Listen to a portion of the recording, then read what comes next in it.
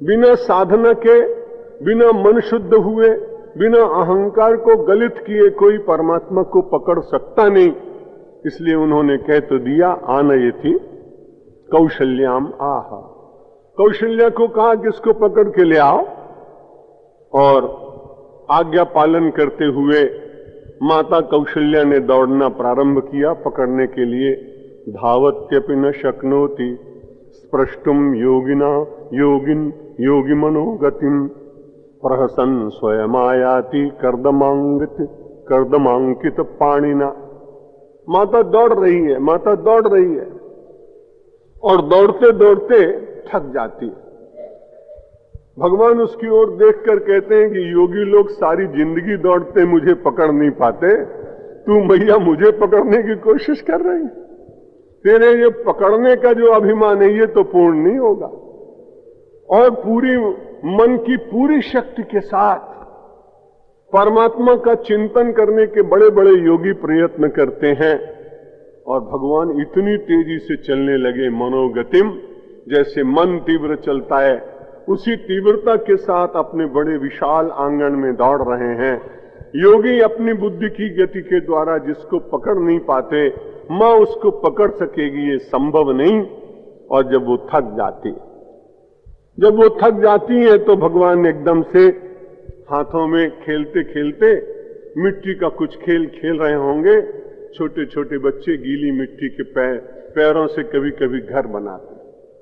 मुझे वो बच्चे छोटे छोटे बड़े अच्छे लगते थे, बचपन में देखता था। वो घर बनाते थे, अपना पैर का पंजा निकाल लेते थे, आसपास के किसी बगीचे में से फूल ले आते थे, अपने घर के ऊपर फूल टांक देते थे, आपस में कहते थे कि मेरा घर तुम्हारे घर से ज्यादा सुंदर लगता है। अब देश में मिट्टी ही नहीं बची तो घर कहां से बनेंगे?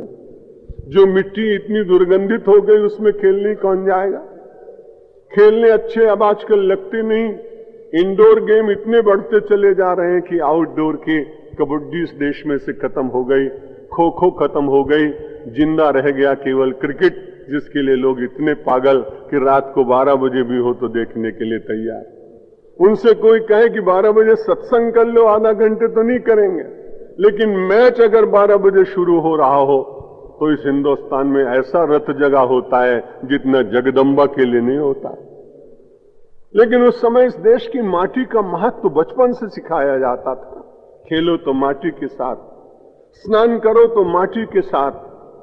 जब श्रावणी का पर्व आ जाए तो ब्राह्मणों के साथ झुंड के झुंड लोग भस्म लेके जाते, गोमय लेके जाते, दधि लेकर जाते, और अपनी धरती से उत्पन्न होने वाली दूर्वा, इन सब को अपने माथे पर लगा लगा के शरीर के साथ उसका स्पर्श करके मानो प्रत्येक क्रिया के पीछे भारत माता का स्मरण करते कि मेरी मां, तूने मुझे जन्म दिया है, कभी आवश्यकता पड़े तो मेरा शरीर तेरे लिए बलिदान होना चाहिए। लेकिन वो विचार अब नहीं आएगा, बड़ी कठिनाई।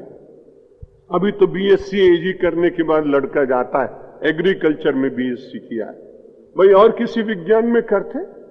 लेकिन जब वो खेती विज्ञान में और स्नातक बनकर अपने खेत पर जाता है तो पिता उसे देखता है, वो पूछता है कि आप जैसे गए थे वैसे ही आए?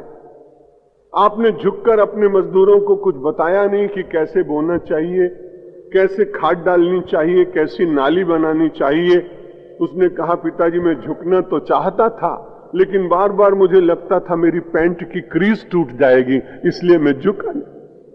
जो इतनी बड़ी उपाधि लेने के साथ माटी के साथ न रह सके, निश्चित बात है कि हम सब लोग जो ऊपरी बातें उन पर बात जीने का अभ्यास करने लगे, आंतरिक जो तत्व है उसका विस्मरण हो रहा है। लेकिन वारे भगवान श्री राम अपने मित्रों के साथ अपने अयोध्या की माटी लेकर और उसके गोल गोल गेंद बनाकर एक दूसरे को मार रहे थे, और इधर माता पकड़ रही।